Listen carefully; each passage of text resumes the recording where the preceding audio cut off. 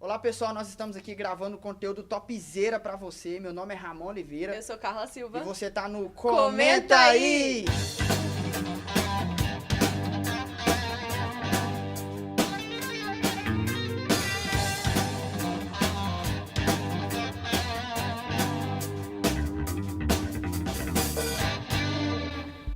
Então, gente, a gente tá hoje no segundo episódio do Comenta Aí para falar sobre o livro Perigo, as consequências de não seguir a santificação. E como prometido, dessa vez a gente trouxe o autor Thiago Freitas. Seja muito bem-vindo, é um prazer ter você aqui. Obrigado, prazer estar com vocês. Ramon, obrigado, prazer, obrigado pelo convite. Imagina. E hoje nós vamos estar fazendo algumas perguntas para ele. Então, você que está em casa aí já fica com expectativa para você receber tudo aquilo que nós vamos trazer para você hoje. Thiago, então começando, conta pra gente um pouquinho sobre como é que surgiu a inspiração pro tema do livro. Então, Carla, a ideia, inicialmente não, tipo assim, eu não vou sentar e vou fazer um livro, o plano não era esse. Vou sentar, hoje vou escrever o capítulo tal, amanhã vou escrever o capítulo tal, ou assim, imediatamente receber a inspiração de todos os capítulos, como seria o livro. Bom, a ideia foi essa. No ano de 2017 ou 2018, se eu não me engano, o pastor Marcelo, nosso supervisor, ele teve uma direção de tratar durante todo aquele ano sobre o tema santificação. E aí eu fui estudar sobre o tema, o desejo dele era que todo ano, durante todo aquele ano, fosse pregado, ensinado sobre o tema. E eu fui estudar sobre o tema, entender um pouco mais. Eu confesso que eu tinha algum entendimento, mas não um entendimento que obtive depois de pesquisa, de investigação. E ao final do ano, a gente reconheceu que tinha material suficiente. O Paulo, que é o editor um dos editores da editora Reinai, disse que nós tínhamos material suficiente para fazer um livro. E aí, quando transformou em um livro, a ideia é um livro, aí já começou a colocar os defeitos, né? Isso não tá bom, isso tem que melhorar, isso tem que investigar mais, fazer um pouco mais de pesquisa. E daí surgiu o livro. Então, inicialmente, a ideia não era a leitura, não era fazer o livro, era reunir material para pregação e estudo durante todo aquele ano, e acabou se transformando em um livro. A capa, a ideia, o nome, virou um livro, vamos fazer, agora qual vai ser o nome. Então a ideia do Paulo foi perigo, as consequências de não seguir a santificação, porque no último capítulo eu trato sobre esse tema. E aí eu vi um vídeo na internet onde um pessoal, eles desobedeciam uma advertência, eles atravessaram uma cerca, que a cerca em inglês estava lá, perigo, e eles atravessaram essa cerca para uma praia, e ali houve umas consequências por causa da desobediência deles, e eu achei que a ideia para a capa de perigo, dessa advertência, seria bem interessante.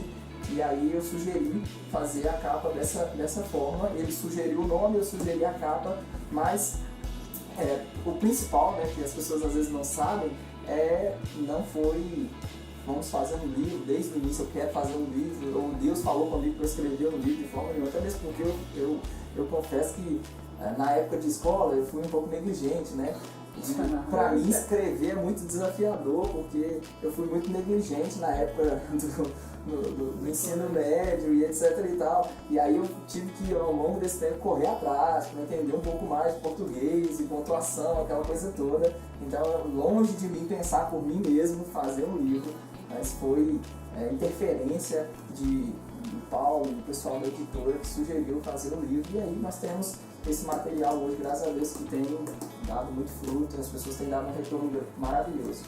Inclusive também tem muitos autores que vêm também dessa experiência, de ver uma necessidade, ou então estuda sobre o tema e vê que aquilo ali vai dar um livro. Claro, tem inspiração, a gente sabe disso, mas também nem sempre você vai ter essa inspiração de escrever um livro, Deus aparecendo para você, ou um anjo dizendo escreva um livro.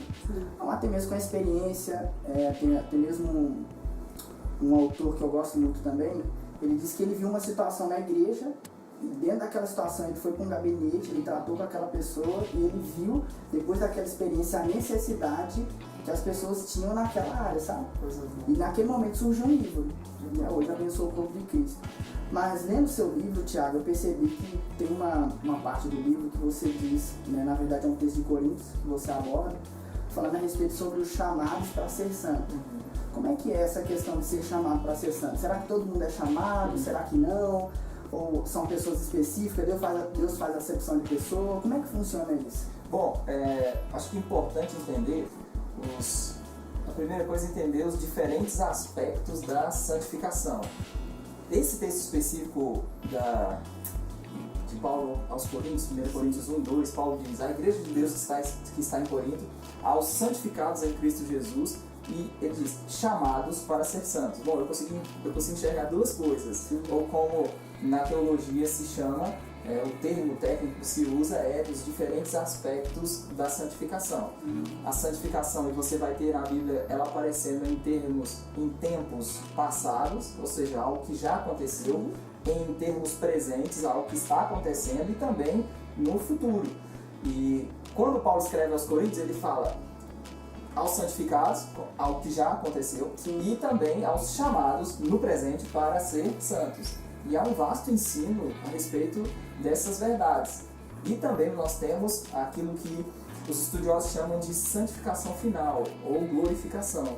Então Paulo diz, aos santificados em Cristo Jesus, isso diz respeito àquilo que Deus fez em Cristo por nós, como resultado da sua morte, sepultamento e ressurreição, não tem nada a ver conosco, é uma obra da graça divina. Por causa de Cristo, Deus nos levou à esfera da sua santidade e nós fomos santificados. Isso é tema também de Hebreus capítulo 10, onde o autor mostra, depois de mostrar que o sangue de bodes e de touros não podia remover os pecados, ele diz que Jesus, como a única oferta, nos santificou, nos aperfeiçoou. Então você tem essa santificação nesse aspecto que já aconteceu. Nós temos também esse aspecto prático. E se você olha, por exemplo, a igreja de Corinto, é curioso, justamente para os coríntios, Paulo escrever sobre eles serem ou haverem sido santificados. Aos crentes que estão em Corinto, a igreja de Deus está em Corinto, aos santificados em Cristo Jesus. A igreja de Corinto é uma bagunça. Divisão, carnalidade, imoralidade, e imoralidade como nem mesmo entre os gentios, Paulo diz no capítulo 5. Ele fala no capítulo 11 sobre a ceia, né? E os ricos que comiam, se esbanjavam, esqueciam dos que nada tinham. Ele fala da razão do porquê há no meio de vocês não poucos fracos e não poucos que dormem, justamente por causa do comportamento deles. Mas é justamente para essa igreja que Paulo começa dizendo que eles haviam sido santificados. Obviamente que no aspecto prático, e aí ele vai falar sobre chamados para ser santos, a sua vida prática, a vida prática da igreja de Corinto não estava conformada à sua nova condição. Então nós temos, na teologia se chama de santidade ou santificação posicional, santificação experimental, são duas coisas diferentes. Posicional, que Deus fez em Cristo por nós; experimental, a nossa vida se conformando a essa nossa nova realidade, essa nossa nova condição. E, obviamente, os Coríntios é um exemplo de que, mesmo tendo sido santificados em Cristo, o comportamento pode estar distante dessa condição em Cristo. Então pode haver um abismo entre o que eu sou em Cristo e o meu comportamento, a minha vida prática, o meu proceder diário, né? É verdade. Você abordou isso aqui, eu achei bem interessante, porque as pessoas não entendem isso, né? A santificação em termos daquilo que Cristo fez por nós e a experimental, ou seja, aquilo que nós fazemos, né? Porque as pessoas pensam assim, bom, já que Cristo conquistou por mim, eu sou santo, né? Ou justificado, agora eu posso viver uma vida de qualquer jeito. Não, cara, não é isso. Isso foi o que Cristo fez por nós, ou seja, eu poderia ter meio essa é a parte legal. Mas a parte vital é quando eu vou agora praticar, ou seja, ter uma vida de santidade, né? E as pessoas muitas vezes não entendem isso. Talvez seja isso a tendência que você aborda, gente. Inclusive, quando você estiver lendo o livro, você vai ver que ele vai trazer mais detalhes falando a respeito sobre isso, sobre esse desequilíbrio, né? Que as pessoas têm.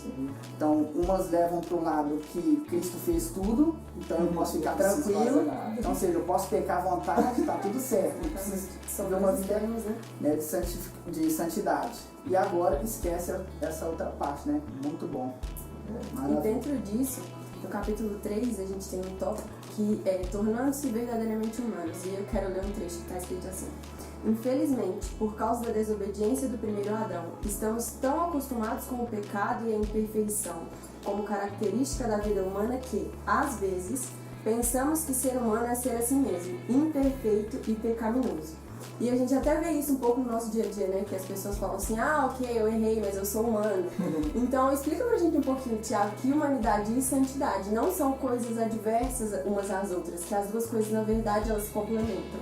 Bom, você olha para Efésios 1:4 e olha para Efésios 5:25, né? Efésios 1:4, Paulo diz: assim como nos escolheu nele antes da fundação do mundo para sermos santos e irrepreensíveis. Bom, qual era a ideia original de Deus? Qual era o plano original de Deus para o ser humano? Nos escolheu nele antes mesmo da fundação do mundo para sermos santos e irrepreensíveis. Aí nós temos o capítulo 5, verso 25, Paulo diz que os maridos devem amar as suas esposas como Cristo amou a igreja, e assim mesmo se entregou por ela, para que a santificasse, tendo a purificado por meio de lavagem de água pela palavra, para apresentar essa igreja a si mesmo, santa, sem mácula, nem ruga, nem coisa semelhante. Fica difícil entender que, uma vez, pegar o gancho da sua pergunta, se ser humano é ser assim mesmo, perfeito e pecaminoso, fica difícil entender. Deus nos escolhe em Cristo para sermos santos e irrepreensíveis, envia Cristo para nos santificar e para nos apresentar a Ele mesmo, igreja sem mácula, nem ruga, nem coisa semelhante. Fica difícil entender ou conceber a ideia de que ser santo é ser assim mesmo, pecaminoso e perfeito. Eu olho para esses dois textos e eu começo a pensar o contrário. Eu começo a pensar que ser pecador, ser imperfeito é o contrário daquilo que é plano e o propósito original de Deus para mim. Obviamente pode ser que eu não tenha chegado lá e nós estamos caminhando, então chegamos ainda nesse lugar de perfeição. Mas eu preciso olhar para as intenções e propósitos originais de Deus e perceber que o pecado que deturpou e que comprometeu a minha existência original. Então, como eu digo, ser humano é adentrar, ou ser santo é adentrar a plenitude da nossa humanidade, porque foi esse tipo de humanidade, esse estilo de vida que Deus projetou pra gente. Você não vai ter nenhum texto no Novo Testamento, nessa nova aliança, sugerindo a hipótese de se viver de forma irresponsável, de qualquer jeito. Você vai ter um vasto e um amplo ensino do apóstolo Paulo, principalmente do apóstolo Paulo. Eu poderia citar, assim, de cabeça, você pode olhar, a mensagem aos Romanos é a mesma, 8:13, se viver segundo a carne, caminhar para a morte, pelo Espírito mortificar os feitos do corpo, certamente vivereis. Bom, viver segundo a carne é viver o quê? Viver no pecado, no erro. Só que ele não autoriza viver no pecado, no erro. Ele diz que pelo Espírito fazemos morrer os feitos do corpo. Aos Gálatas, digo porém 5:16, andai no Espírito, jamais cumprireis os desejos da carne. Aí você vai para 1 Coríntios 6:11, todas as coisas me são listas, mas nem todas convêm, todas as coisas me são listas, mas eu não me deixarei dominar por nenhuma delas. Você vai, você vai para Efésios 4:22, despojado o velho homem, se renovar o espírito do entendimento, se revestir do novo homem. Você vai para Tessalonicenses 4:3, a vontade de Deus é a nossa santificação, que cada um saiba possuir o corpo em santificação e honra. Então, olha o vasto ensino na nova aliança a respeito de vivermos não mais de acordo com os padrões do velho homem, não mais de acordo com o comportamento e os feitos do novo homem, mas vivermos agora à luz dessa nova vida. Então, por isso que eu defendo, de forma veemente, que ser santo é adentrar a plenitude da nossa humanidade. Foi esse tipo de vida, esse estilo de vida que Deus projetou para o ser humano. É interessante que tem uma frase que as pessoas elas dizem bastante, que Jesus ele veio para nos colocar de volta no nosso lugar de origem. Mas elas não relacionam isso à questão da santidade, né? Que o original do homem é viver em santidade, não errando o tempo inteiro. Exatamente. Eu acredito que o grande erro é você avaliar a Escritura à luz da sua experiência. E não o contrário. Não você olhar a Escritura e permitir que sua experiência seja transformada à medida que você aprende e contempla a Escritura. O que as pessoas fazem? Elas fazem o inverso. Elas olham para a vida delas, elas olham para o comportamento delas e tentam ajustar a Escritura à luz do seu comportamento, ou tentam interpretar ou encarar as Escrituras à luz do seu comportamento. Então, elas vivem de uma forma contrária àquilo que está escrito e acreditam que o natural, o normal é viver assim mesmo. Por quê? Porque o comportamento, a experiência fala mais alto que a Escritura. Só que, ao contrário, é o caminho inverso que precisa ser feito. Eu preciso olhar para a minha experiência e permitir que a minha experiência se conforme àquilo que está escrito. E quanto mais assim eu fizer, mais nós entraremos naquilo que é a vontade de Deus. O apóstolo Paulo fala, uma transformação que provocamos em nós mesmos à medida que renovamos a nossa mente e entramos nesse lugar de experimentarmos a boa, a agradável e a perfeita vontade de Deus. É interessante ter uma frase que você diz no livro, que sabe perfeitamente o que você está dizendo. Você diz assim: a falta de entendimento do que Cristo do que Cristo já realizou tem feito com que muitos cristãos vivam tentando desesperadamente tornar-se alguém que já são. Então, ou seja, a falta de entendimento do que elas são em Cristo, até mesmo da sua vida que você tem que praticar, até mesmo se esforçar, e elas tentam desesperadamente, tentando ser uma pessoa que Cristo já colocou naquela posição, né? É o que a Carla disse, falando a respeito sobre que a nossa vida, originalmente, ela é uma vida de santidade, ou seja, Deus nos criou para ter uma vida de santidade. E olhando tudo isso, Tiago, queria ver também com você, cara, que você comentasse sobre essa questão de correção divina. Você aborda em um dos seus capítulos do livro, você disse que Deus tem um método divino para a correção, e você usa a base de Hebreus capítulo 12, né? E você faz um paralelo de um exemplo das 7 igrejas da Ásia, e 5 você traz dizendo que Deus usou esse método divino para poder corrigir essa igreja. Como é que funciona isso sobre correção? Quer dizer então que uma pessoa que hoje está em casa, por exemplo, vendo uma pornografia, claro que vai ter consequência espiritual para isso, mas como é que funciona essa correção, cara? Bom, Hebreus 12, quando o autor fala sobre a correção, ele mostra o propósito da correção. Qual é o objetivo da correção? Hebreus diz: Deus corrige ao filho que ama. Então ele mostra que nós somos filhos e não bastardos. Se estivéssemos sem correção, nós seríamos bastardos e não filhos.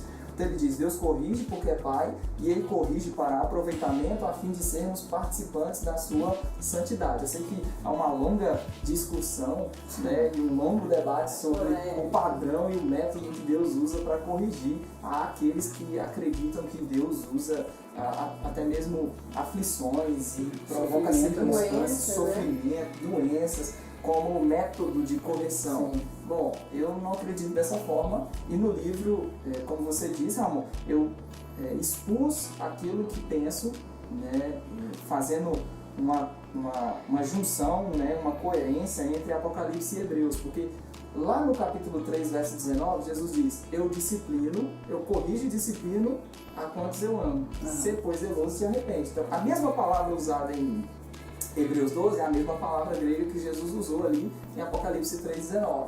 Agora, especificamente, qual é o padrão observado das 5?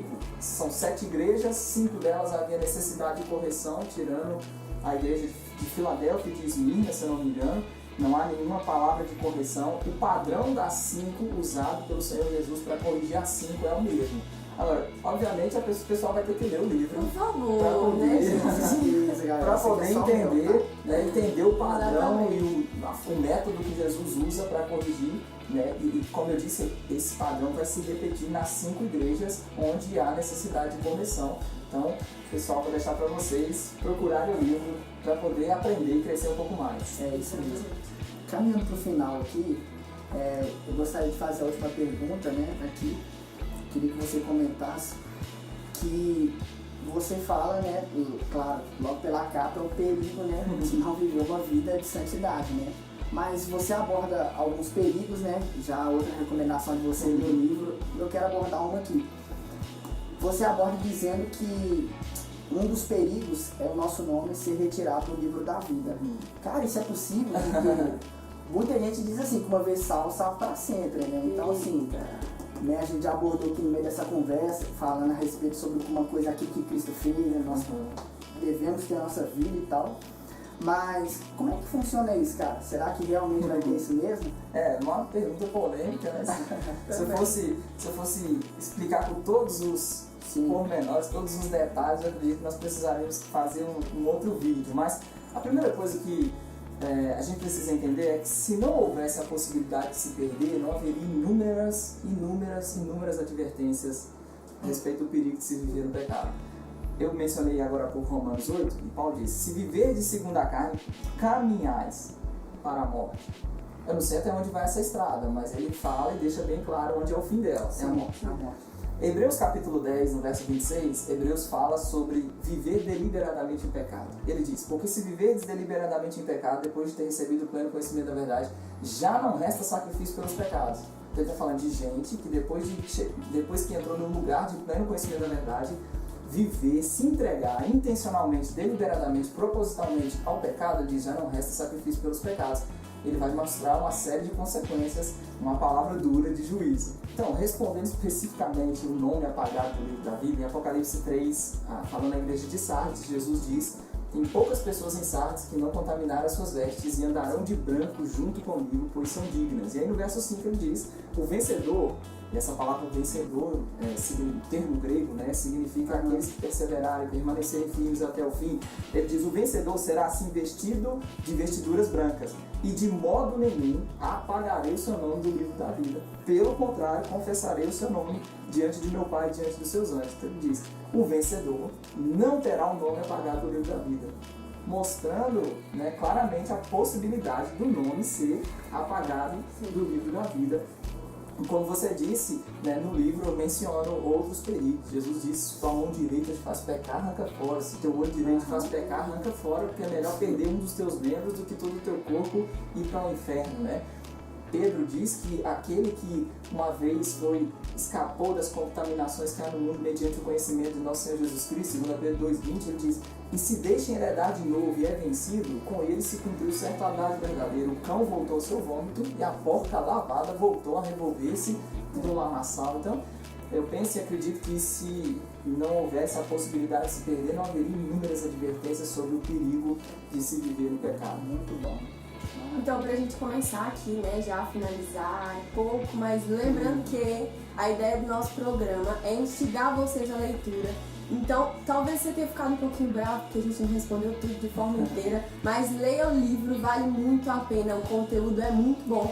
Tem um parênteses que eu quero abrir aqui, porque eu tava lendo o livro, né, super empolgada. E aí, quando eu cheguei na parte que eu li Piaget e Vygotsky, eu quase pulei daqui no meu quarto. Porque é uma área da psicologia que eu gosto bastante, que é a psicologia do desenvolvimento. E aí, quando eu comecei a ler toda aquela parte, e eu vi como é que você conseguiu englobar tudo isso da nossa vida natural com o desenvolvimento e a vida espiritual e o nosso desenvolvimento espiritual, eu achei maravilhoso. Assim. Então, eu praticamente acabei de ler o livro quase todo naquela hora. Muito bom, muito bom. Eu precisei muito pra fazer isso. Então, gente, vale muito a pena a leitura. É um livro muito bom. É aquela leitura super leve, assim, não é nada cansativo.